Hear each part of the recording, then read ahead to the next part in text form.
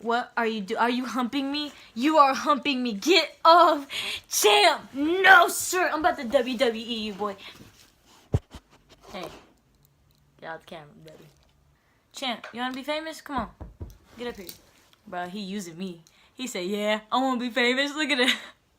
Yo, guys, it's Angel here, back with another video. Okay, today what we got, story time on how I saved my little homie Champ's life. Right.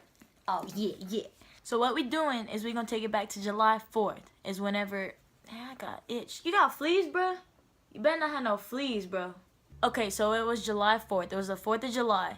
And my best friend, Victoria, is Victoria, but I say Victoria. Y'all know. So that day she was going to her sister's house to go help her clean her house or to help her move or something. I don't remember. But from her sister's house, she went to her boyfriend's house. And that's where she saw Champ, the little puppy, at the time. But she saw him across the street, you know, because she was raised on the streets, right, boy? David? Yeah. But yeah, he was just chilling in the street, just like all by himself, little lonesome puppy at 2 months, like super skinny, ribs showing, nails white, like he was just in bad shape. And so she picks him up, and she said that he was friendly as soon as she went up to him, that he was just wagging his tail, you know, trying to be real playful and real, like, you know, nice. And so she asked her mom if she could keep him. Sadly, her mom didn't want another pet in the house, so she said no. So she was trying to figure out what she wanted to do with him because she didn't want to leave him there. So she hits me up. She knew it was like a pit bull puppy, she could tell, and she knows I love pit bulls. So, you know, she texted me, she's like, dude, I just found this dog, like, just, you know, just chilling in the street, like, by himself, and I don't know what to do with him. So I told her, I was like, yo, just bring him over, like, I do not care, like, what my parents had to say, like, just bring him over, like, I'll figure something out. So she brings him over, and this dog is literally in worse shape than I thought. Like, he literally had bones showing, like, he was just in horrible shape. Yeah, it was pretty bad, but, you know, I took him in, and as soon as I got him, you know, I clipped his nails are really long, gave him a bath, you know, fed him some of the puppy food that my pops and my stepmom have from my sister's dog that they had just got at the time, thankfully. And then gave him some water, you know. And then after that, I took him to PetSmart. And for those of y'all who know me, know I used to work at PetSmart. So, you know, your girl had that dizzy count, I'm saying, nah, okay.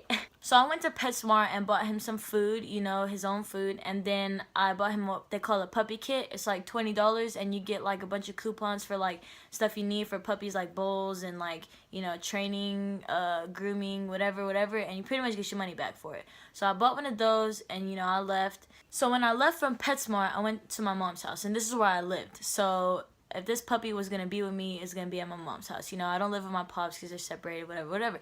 But, you know, so I had this dog, and I was like, yo, my mom's not going to, like, approve. She doesn't want another dog in the house or another pet, period, in the house. And, you know, like, what am I going to do?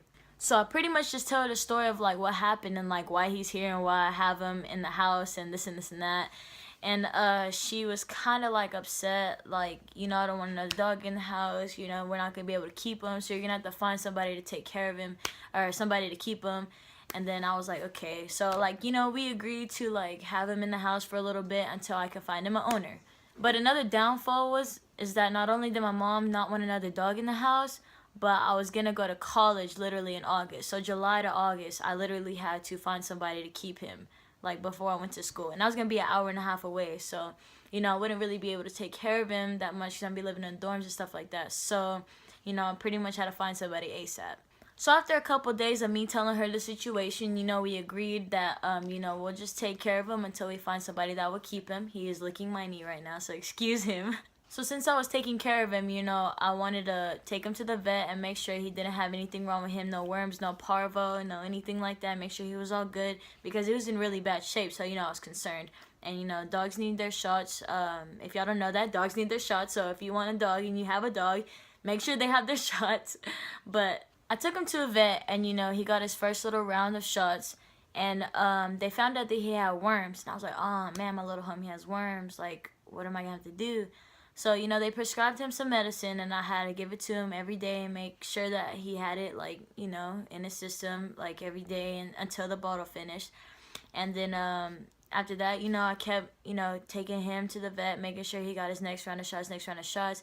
And, you know, he started getting healthier, and bigger and bigger. I started feeding him food. Not only did I feed him hard food, I fed him, like, hard puppy food with canned food. And then I started just feeding him hard puppy food with eggs and a lot of protein, so he can get, you know, bigger and you know, muscular and better, and have actually more intake, because he was so skinny that, you know, like he just needed food. I just want to give him donuts, man. Like, I just wanted to feed him gourmet, you know? But anyway, so, you know, after a while, like, about a month went by, and, you know, my mom wasn't really tripping about, like, him being in the house, and, you know, she was bonding with him. We were all bonding, you know, started falling in love with this little dude, you know, because I love pit bulls, and for me to have my own pit bull, starting as a puppy, that was just blessed into my life, just walked into my life, is really a coincidence. And, you know, so we just fell in love with him, and we were just chilling, and then, you know, August came around, and, you know, I had to go to college. So she was telling me, what are you going to do with Champ when you go to college? And I'm like, everything's going fine. Like, I thought we were going to keep him. I didn't know that you still wanted me to, you know, find somebody to, you know, keep him. I thought, you know, he was kind of ours now. And she wasn't really having it. And she was like, I told you we weren't going to be able to keep him. You're about to go to college. How are you going to take care of him? This and this and that. I'm like, man, you know, like, she has a point. Like, she did say that. But I was hoping, like, you know, she would take care of him. The crazy thing is, I did have somebody, like, that would be able to keep him, that wanted to keep him. Shouts out to Nathaniel. If you're watching this, you were almost clutch. Good thing we could keep him. But, you know, I never really, like, kept in contact with him about Champ, because, you know, I didn't really think that we were going to give him away. I didn't think that she was going to really make me do that.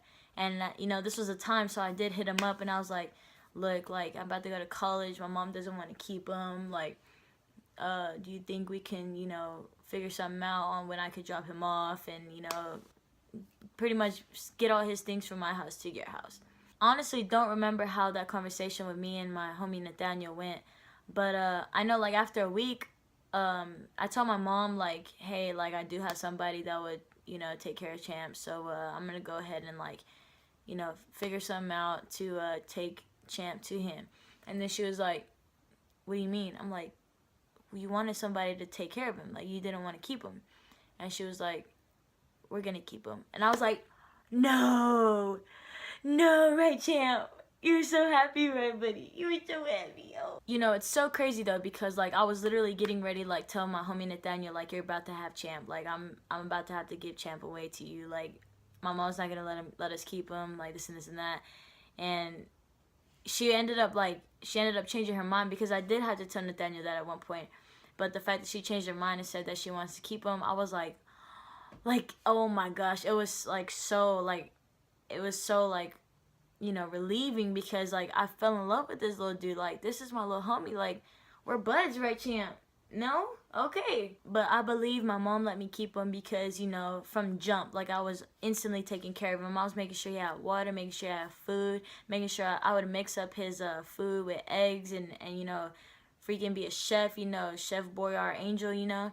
And, you know, I would feed him his medicine, make sure he had all his shots, you know, I'll just take care of him, be by his side 25/8, you know, an extra hour in a day for him, you know, like, I was by his side and never left his, he never left mine.